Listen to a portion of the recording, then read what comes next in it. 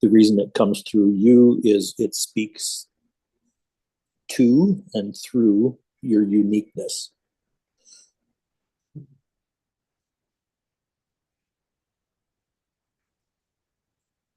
Like it's your piece of the puzzle, so to speak.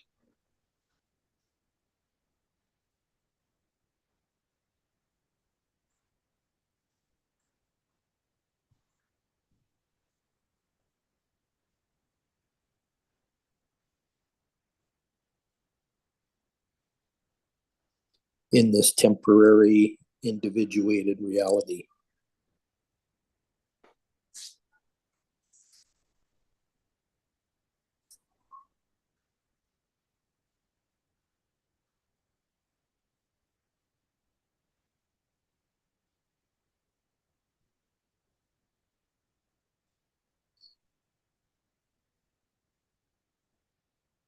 That's all I got.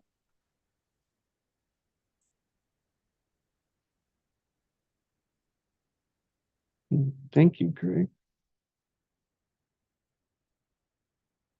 Honoring no thing, some thing, and everything.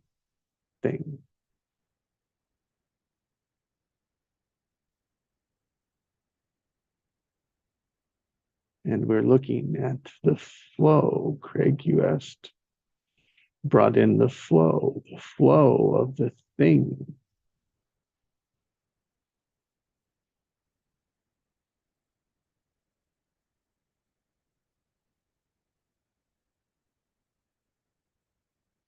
So the question is which way is your energy flowing? Which way do you take this thing?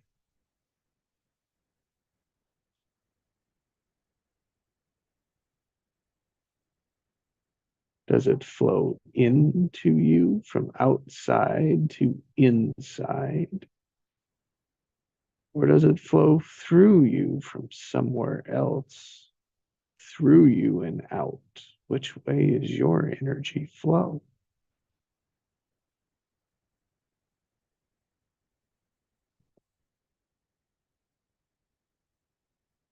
Just notice, ask, what's your thing today?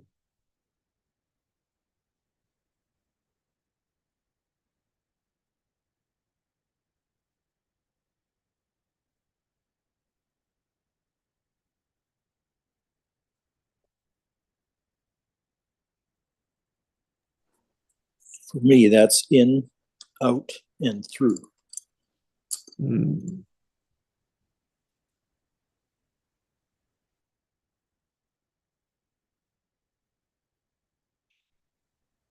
As I see it, it's a constant flow that we're just stepping into. It will always be there even after we're gone. It goes from the end of time to the beginning of time. And we are stepping into it and it becomes our present. We can move, we can't look up and down the river, but it doesn't mean we can be there.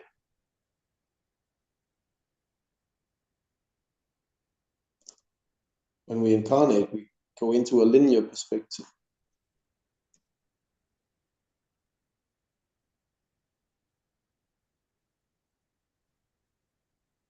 That's why we say being present is the gift, because if you're looking at the past always, you're not very present for the new energy coming from the future.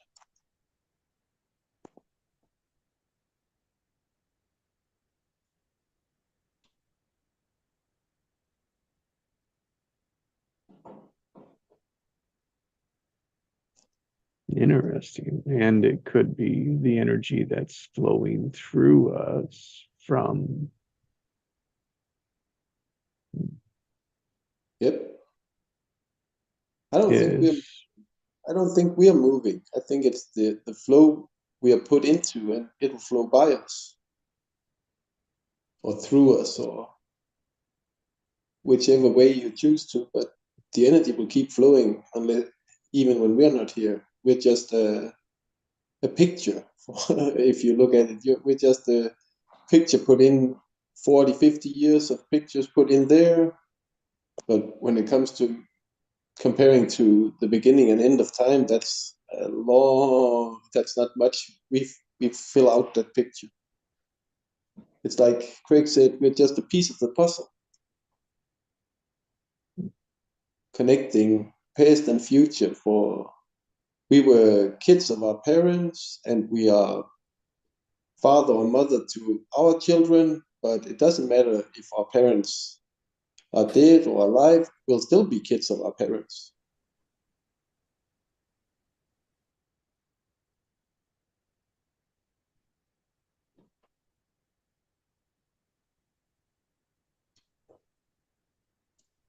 And either way, the energy is flowing. It flows through our filters, our focus, Yep. our awareness. So where are we putting where are we focused? So we could be like a whale eating plankton. We sort of filter out whatever we want from the ocean, but we don't drink the whole ocean.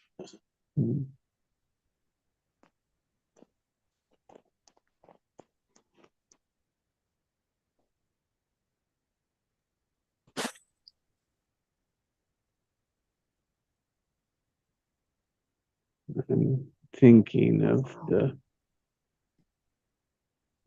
the thing, something, nothing, and everything. And the way that, like, do we get that from our world out there? Do we get it from out there and bring it in? Does it flow that way, or does it flow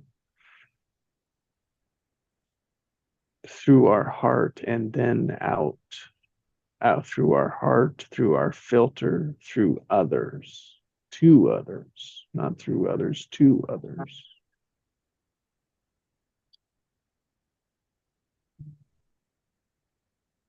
That's where our choice comes in, I guess, right?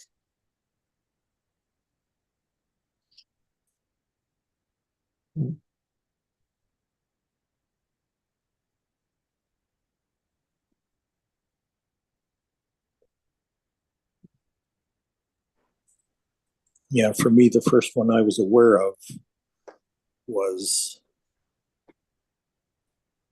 that it was coming in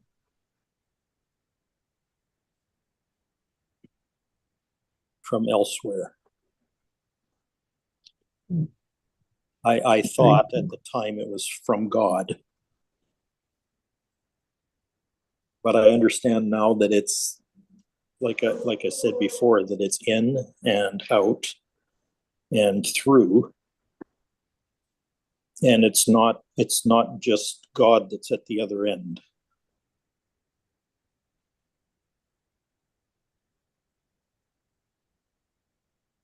It's all of cosmic intelligence that's at either end of that.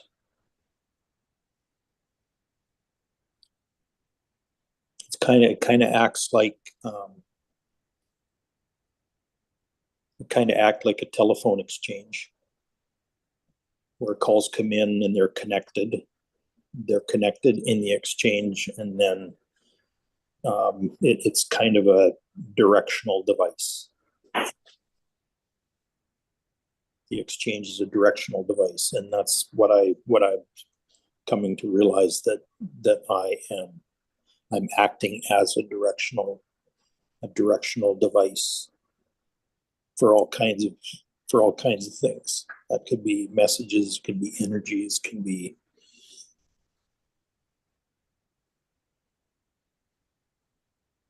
miracles. Well, that's what the body is designed for, right? Yeah, That's the ultimate design of the body. I'm coming to see that. Yeah.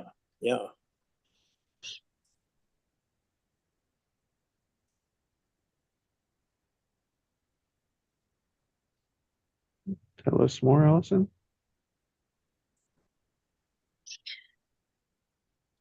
Well, that's why people can go. I don't know why I'm struggling with words now. I think because the term enlightenment is so misused, misunderstood. But that's the design of the body. That's the study of all the Eastern philosophies.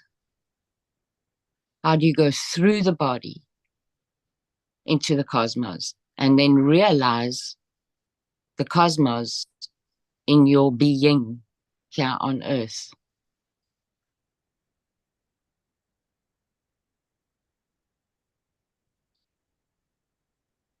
So I was, sorry, Go ahead. Thanks. you can go, Jess, I'll remember my thought.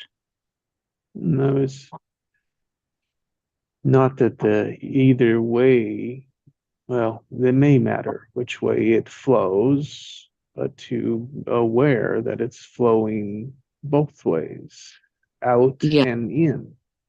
That's yeah, the multi-directional device receptor we are. yeah,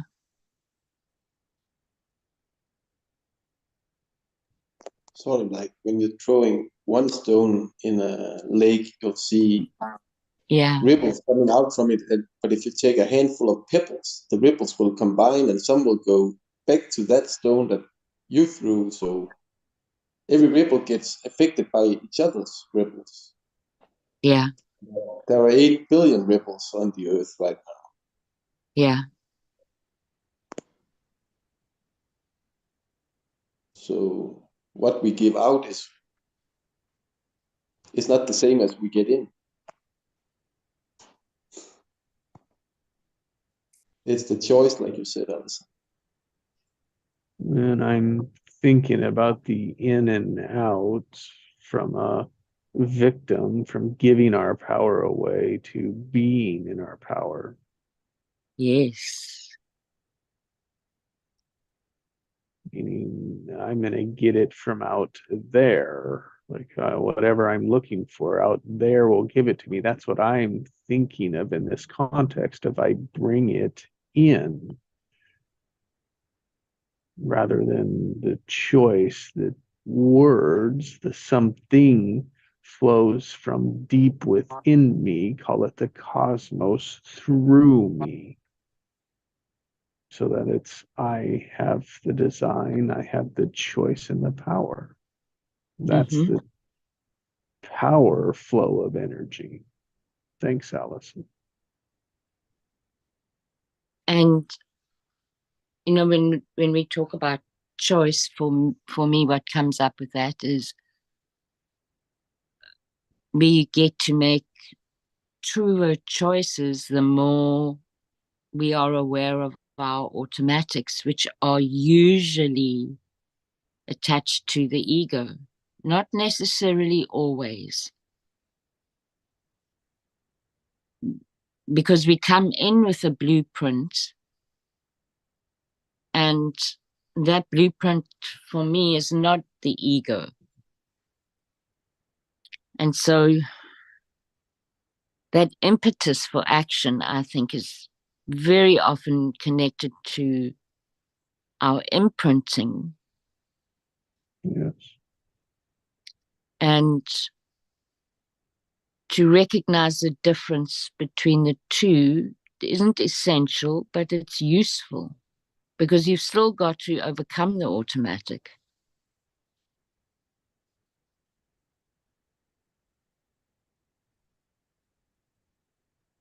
So I don't know why, but this this thought or experience that I had the other day when I was driving, and I was thinking, I don't know what exactly I was thinking about. I know I was just appreciating something in terms of spiritual teachings, and then Ginny had a teacher. His name was Mr. Thomas. And he was her spiritual teacher. And he used to say, one of the things he used to say, there were many things that she quotes from him. He used to say, don't be so heavenly bound that you are of no earthly good. And it always made me giggle, you know. So I think it was because I was thinking about all this stuff and not paying attention to where I was driving. And that's what it was. And I nearly made a wrong turn, you know. So I had this phrase in my head. And then I thought, just look at that. This man has died. I've never met him, but he lives in Ginny. And because of the absolute love that he gave her, which is so evident when she speaks about him, there his saying pops up. And you know, it's not only his saying, but I had heard it before, but it was just so wonderful to be prompted about it at the time that she shared it. And it was just another example for me of the power of love and how it is always there and we have it in us.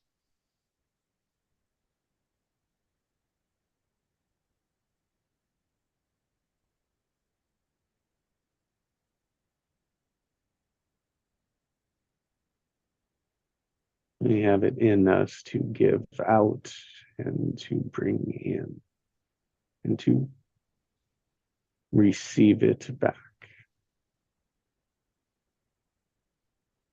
Yeah, and maybe for me, as you know, as Craig was saying what he was saying, it is like I think I've heard him say similar stuff before, but it was like a deeper layer of awareness for him this morning.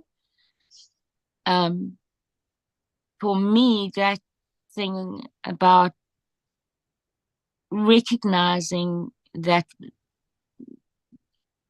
this, you know, what I said was I could feel it at a deeper level within me.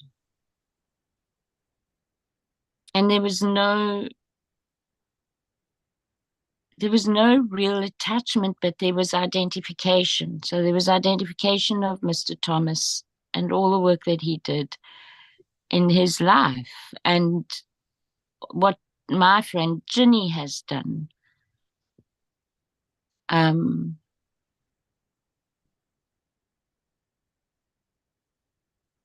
the power, you know, that we often don't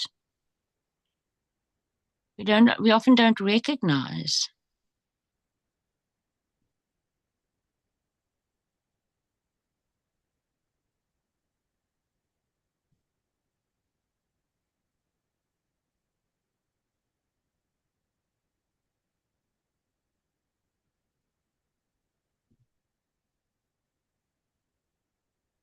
You know, when we get hit by a wobble, and while we're wiggling, so that moment of the wobble blots out the experience of love. And then in the wiggle, we have opportunity to find it again and to give us direction. And once that slots in, you have the giggle.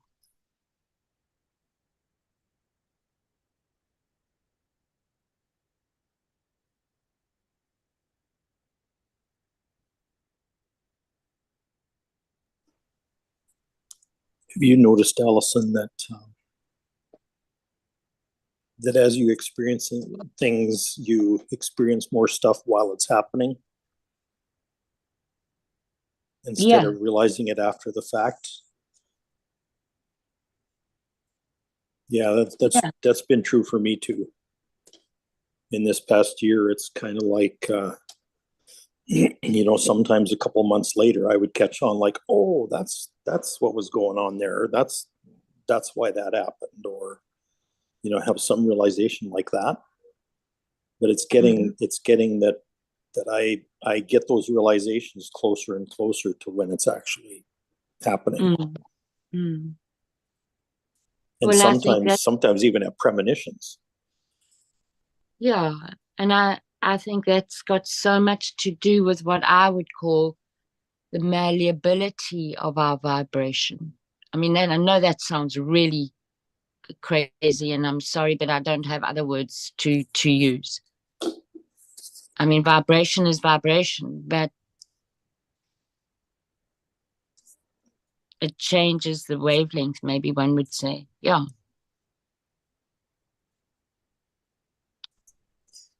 Well, and yeah, and there's always a changing awareness too. Mm-hmm. I mean, that's to me, that's the big variable Mm-hmm. is the awareness. Mm-hmm.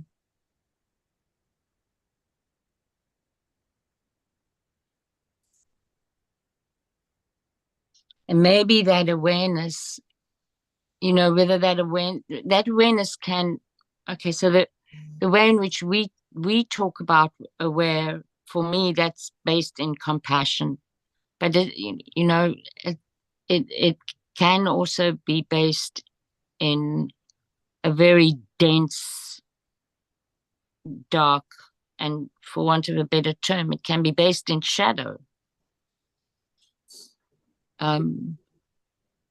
But awareness really is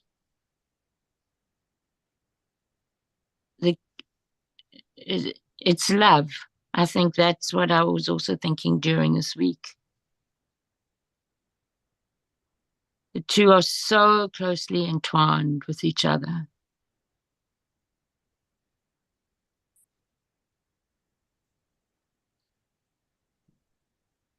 So you're saying that awareness and compassion are intertwined.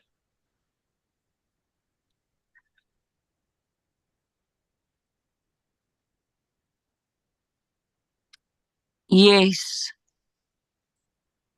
I don't know why I'm hesitating now, but I think, yes, definitely. But I think also that um,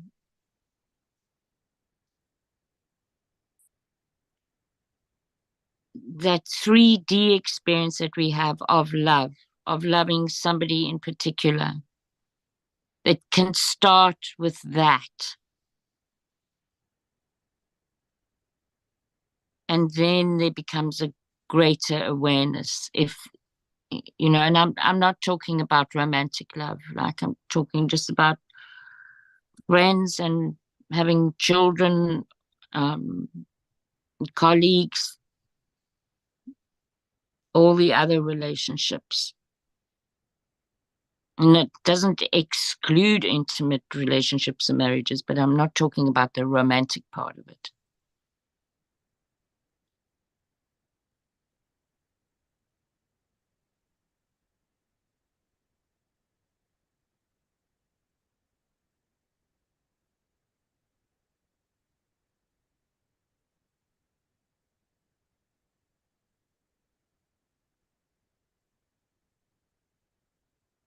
We've spoken often in the group about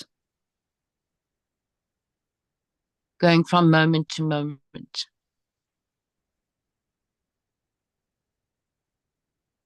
And if you in going from moment to moment can base yourself in compassion. So that would take an intention.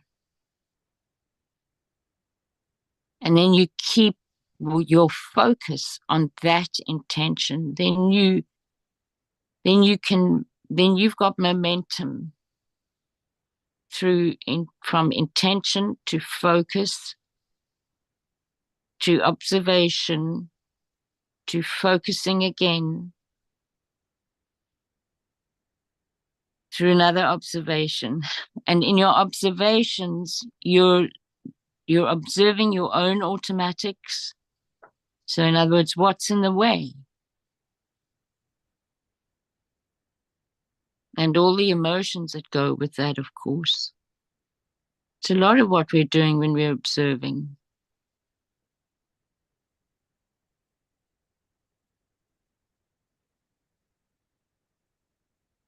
And then you come to something that you hadn't been able to focus on before. You find something.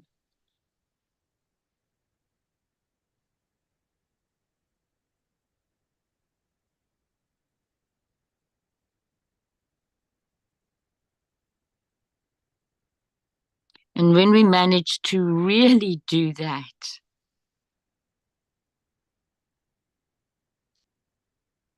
we get closer and closer to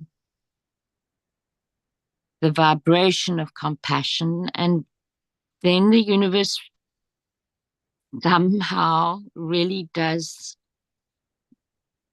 collaborate and bring the opportunities that will open more space.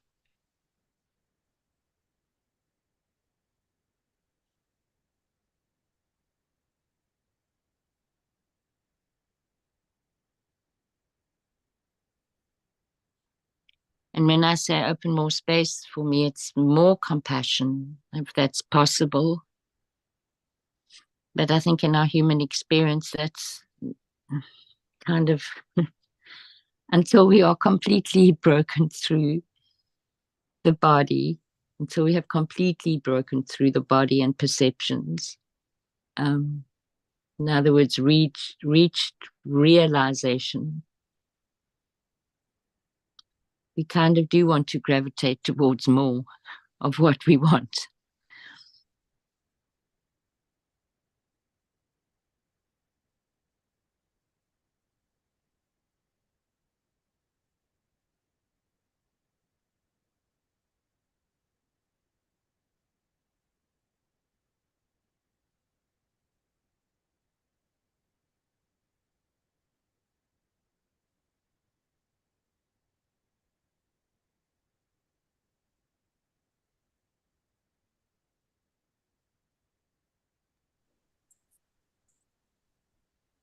Yeah, gravitate to more that is desirable.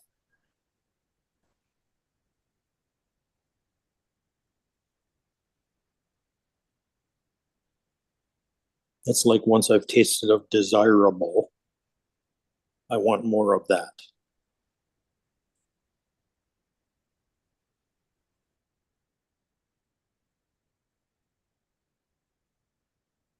Yeah, and in that journey, we've got to learn to embrace what we don't want.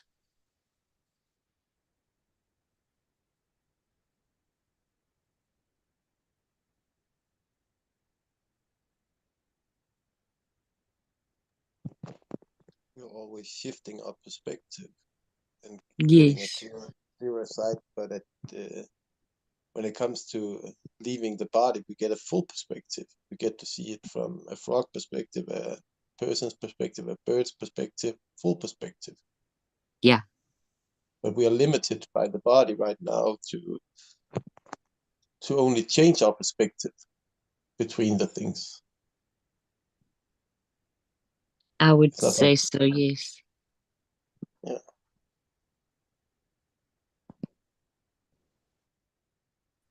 Yeah, like it doesn't cross our minds that there may be or there could be something desirable inside what we don't want. That's right. Yeah, I agree with that totally. I was just going to say that, Craig.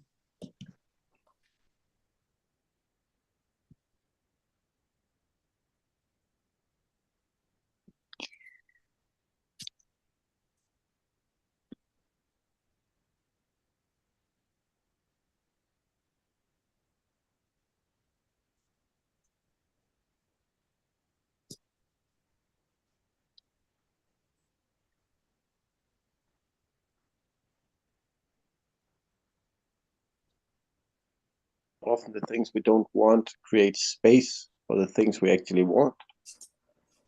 Yes. Totally. It's just part of the journey, Mm-hmm. but a part we don't like. And if we avoided that part, we wouldn't get the part we wanted. Mm-hmm.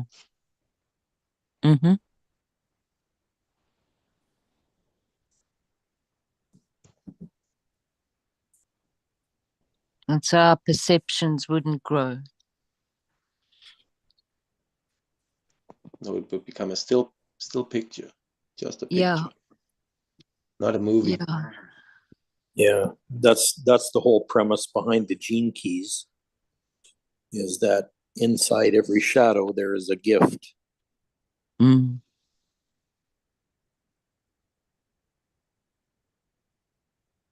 And it's a matter of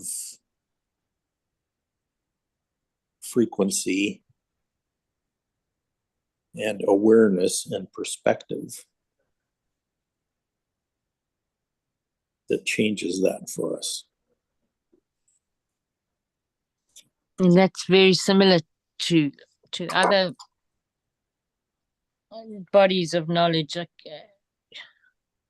in terms, I mean, if I think of astrology, it's exactly the same, right? Yeah. Astrology maps out in my language a possible blueprint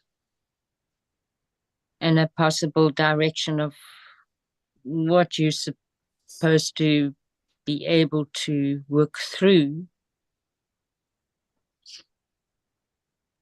to get to the other side.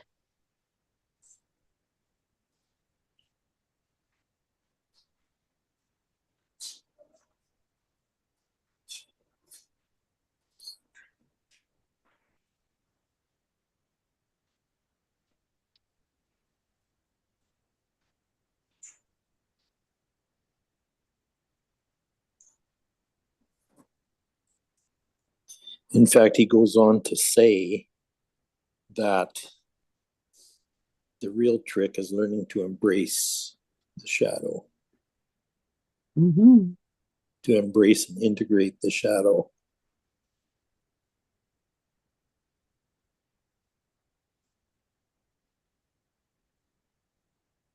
Kind of creates or reveals a superpower of some kind, or a higher level of consciousness, if you want to use that term. Mm. Maybe shadow is just blocked light. Mm. Good, Francis. We forget that. Eh? In fact, you can't have a shadow without light. That's right.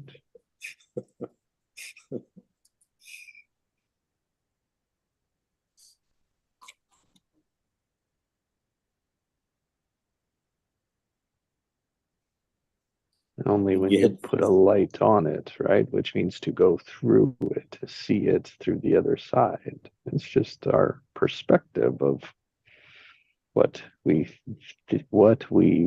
defined shadow as. Mm. Yeah. We head for the shade so we don't get burnt by the sun.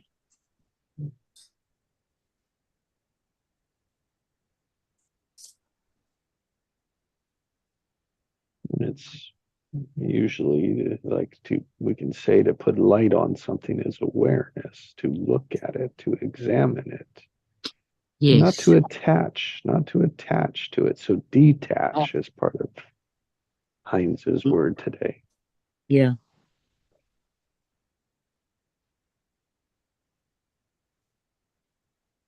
And so in the example of which way is your energy flowing, in the nothing, something, and everything, I asked, what is my thing today? Mm. Immediately the answer, heal, was there. Mm. My ego said, no, that's not a good word.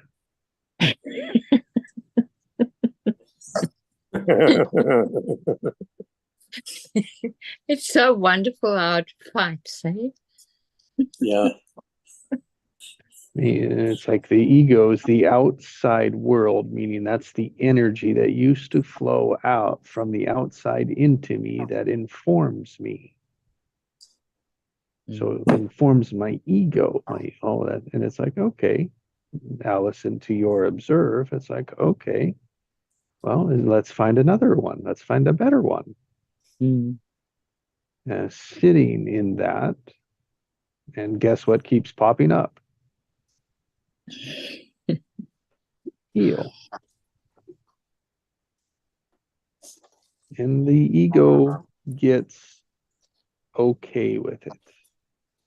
It finds places to attach to it, to use it, to open up towards it. And so heal was my intention. And so in our silence, I just allowed the energy to drift through me.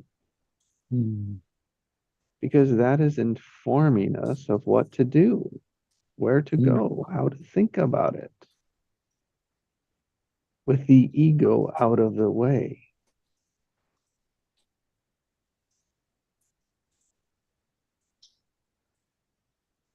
So there was a theme. There's a theme I'm working on that directly ties to healing that I was imagining about, was seeing, was experiencing, was in. It's like, oh, well, those two must be connected. And maybe not, but I could see how they are. I could see how it leads to the next action. I could see what I wanted.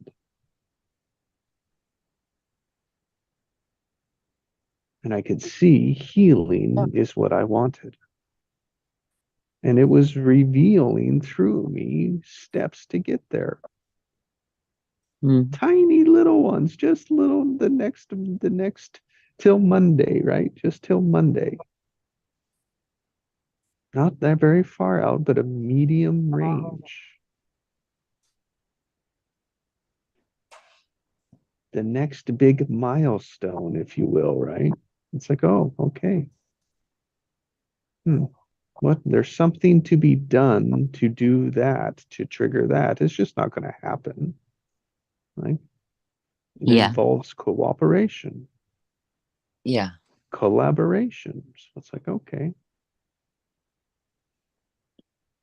That's the importance of our words, the importance of our silence, the importance of our collaboration together. Because the words used today aligned me.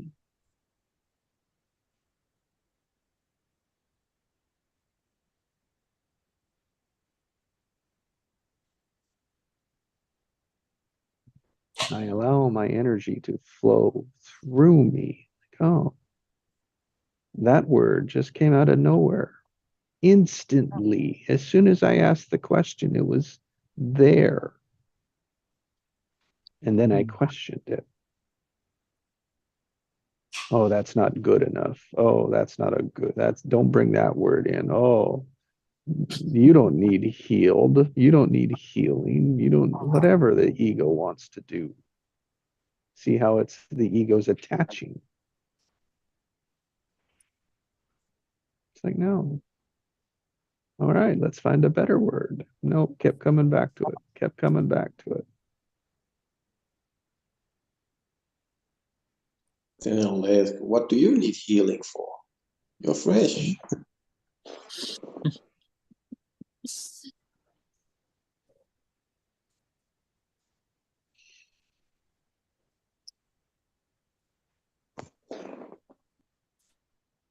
And so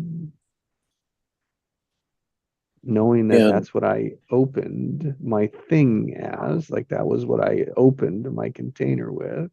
And so in a way, it's like everything that happens inside that container as long as the focus is like I could connect it to that word. And really, I'm going to connect it until that moment on Monday, like, because that is my milestone. And I visioned in the silence, I sat with how do I want it to be Monday, Monday at 4 o'clock.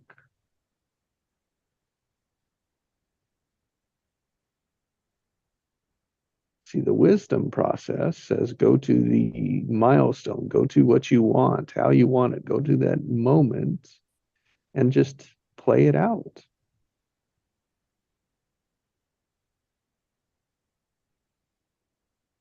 Imagine it, see it, feel it. Ask, what do I want at the end of it? Healing.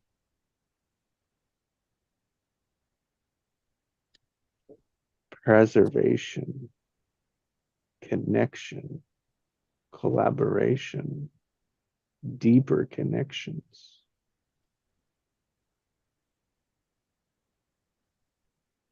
That's what I want at the end. Yeah, what is healing but a return to well-being? Mm.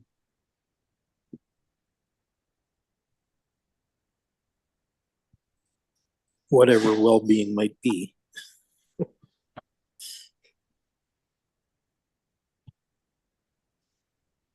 Yeah, and then I just attach into that.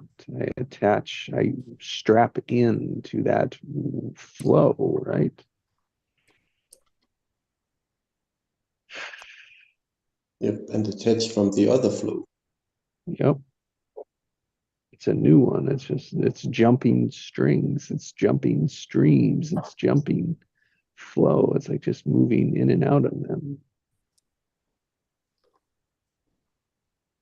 Like a monkey swinging through the jungle.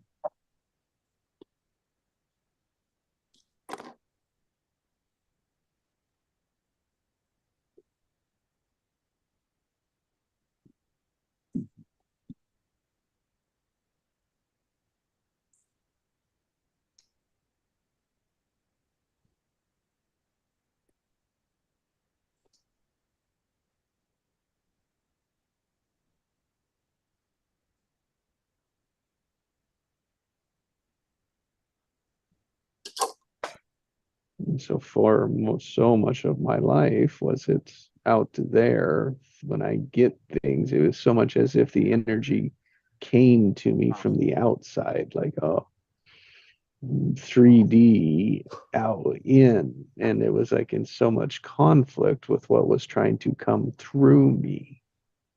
Mm.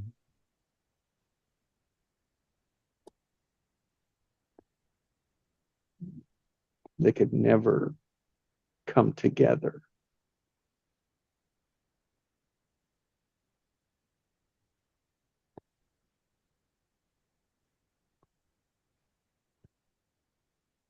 And those are just automatic patterns, perspectives, how I saw the world, how I made it up, how I attached myself to it.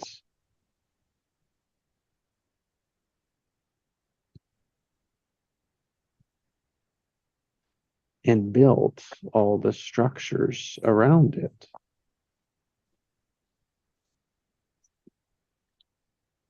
And I didn't build them alone.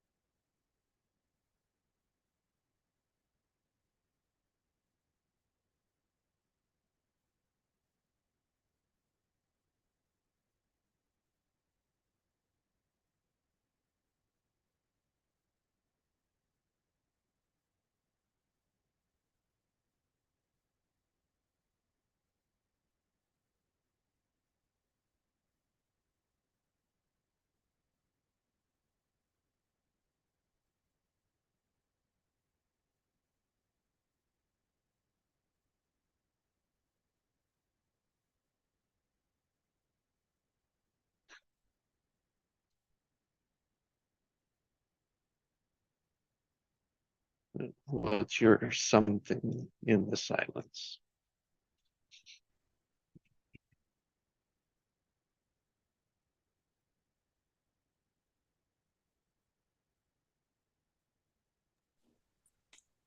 Yeah, what's coming to me just now is keep asking the questions.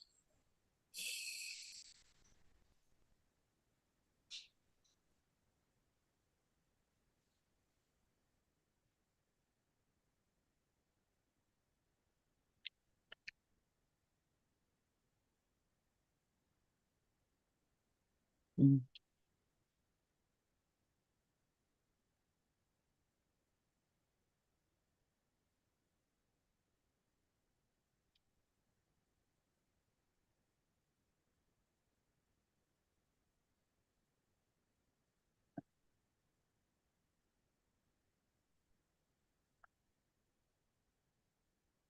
Mine is focus.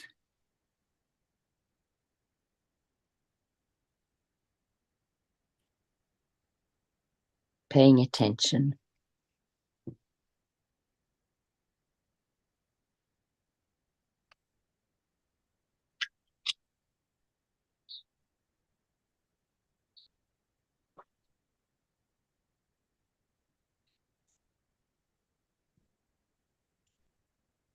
And I appreciated your description of observation, Allison.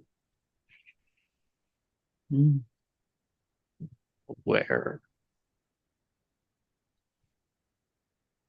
How does it trigger us? It's what we're observing. Mm.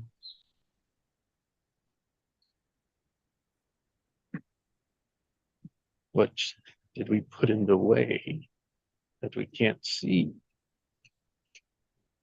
Mm.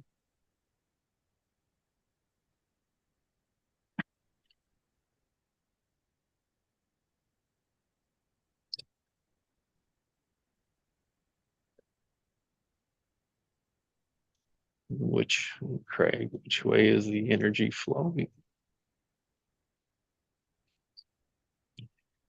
Another way, which charge is it? Which way is it flowing? Through, in, and it's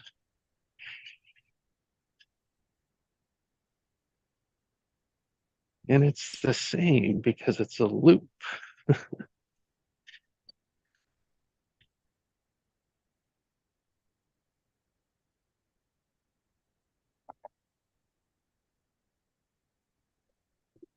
But there's a big difference between giving our power away, being a victim, being attached to something that's not ours. That's not who we are. That's not our truth, not our source, not our genius, not our truth.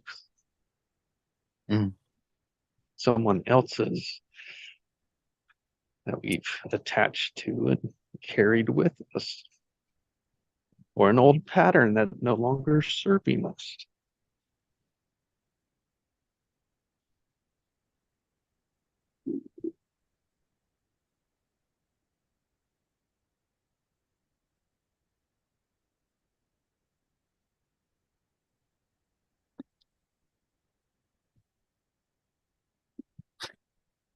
So with your reminder of observing, Jesse, what came to me was that in meditation, the practice very much is to watch the watcher. In other words, you're observing. Now observe yourself observing.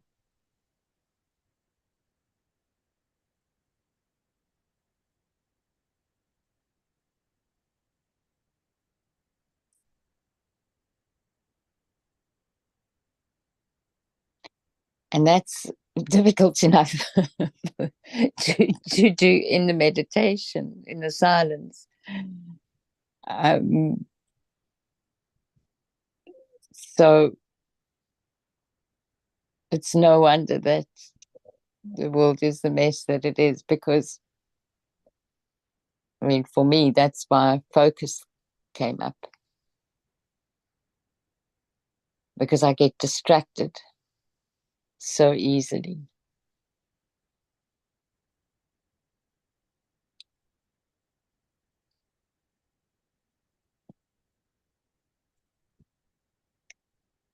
And if you can watch the watcher, which we've all got the capacity to do, but it's about, I guess it's clearing the gunk out of the way.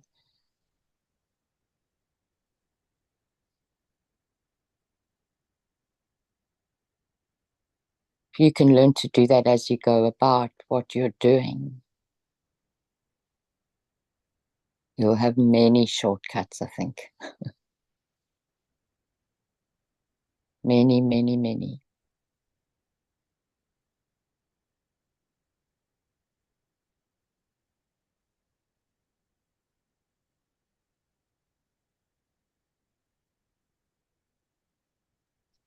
Because you get a much wider perspective.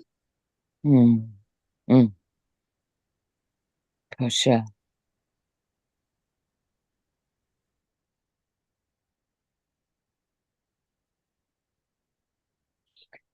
So it's that balance between having an intention and then allowing what happens to happen.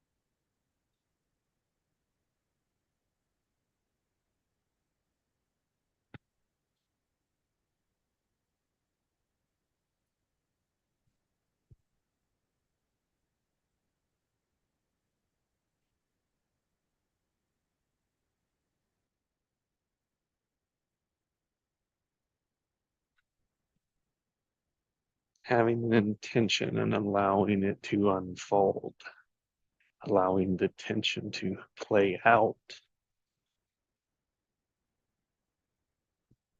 not play out to our expectations, but to just play out.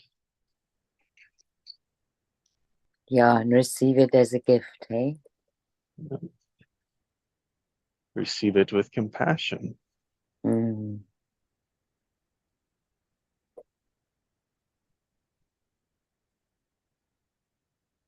I was thinking about the curiosity versus compassion, the difference. But you, for, sorry, don't you think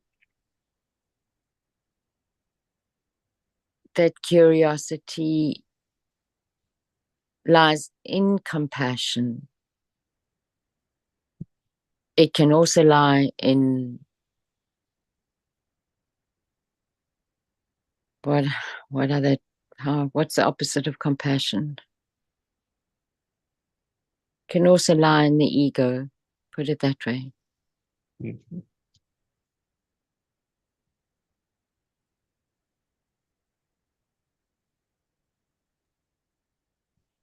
Yeah, they know, sometimes they know things are destructive, but they haven't seen the tangibly proof, so they still want to try it out. That's Say a little bit more about that for me, Heinz, please. look. If you have you seen the movie Oppenheimer? Sorry, the movie? Yeah, the movie Oppenheimer. They Oh, created about how they created the nuclear bomb, and they said the war is over. We don't need to use it. Well, they were yeah, still wanted to see how it worked, I so they know. excused it with Japan. Japan haven't surrendered yet, so we can Yeah, try it out there. yeah, They knew it would be destruction, yeah, so they were just curious about the outcome.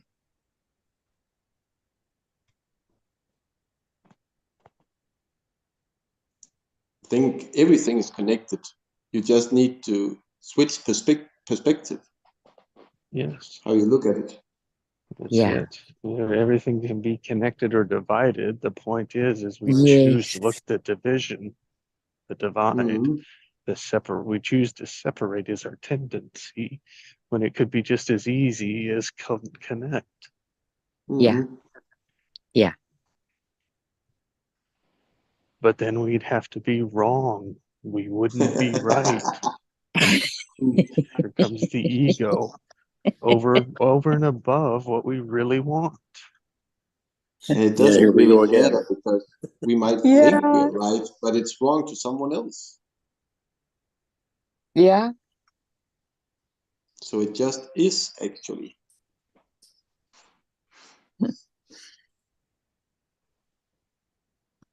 But that ego sure wanna be right. Told you so. You shouldn't have done that. And more so in those that can't say it, that can't admit to it.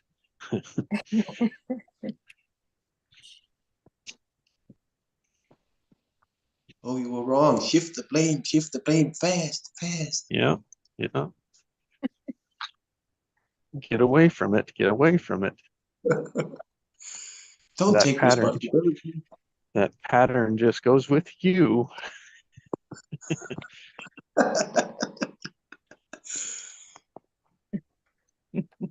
Yeah, as if it's your pattern.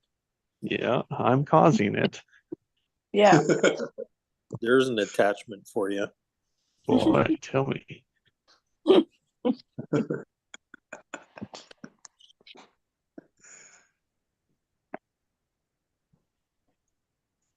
And then, phew, he took the blame. Nice. You can relax Yeah, now. Nothing to do yeah. with you.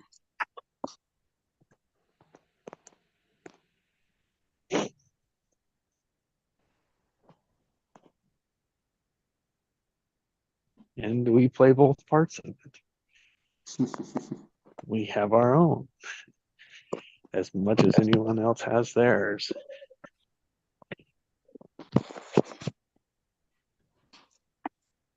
The only ones that matter is ours. Is mine. Because it's the only one that I can change. Yeah. That's the only one that blames you. Only one I can have control over as much as anything.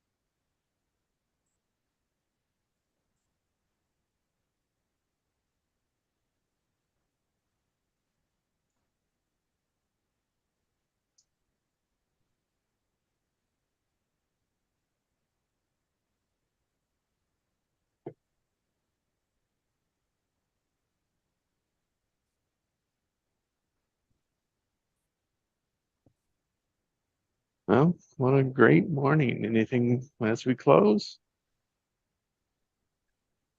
No, I'm complete. Thank you so much, everybody. Thank you, Allison. Great new perspectives. Yeah. Yeah, this one's been quite profound on many levels. And a lot of fun. I think what I'll take away is Heinz's laugh at the ego. That's what I'll carry with me today. Yeah. Yeah, me too. Laughable. That ego is very laughable. It's just like a little kid. I didn't eat any cake, then why are you all covered in chocolate? Oh, a man came running by and woo! It had nothing to do with me.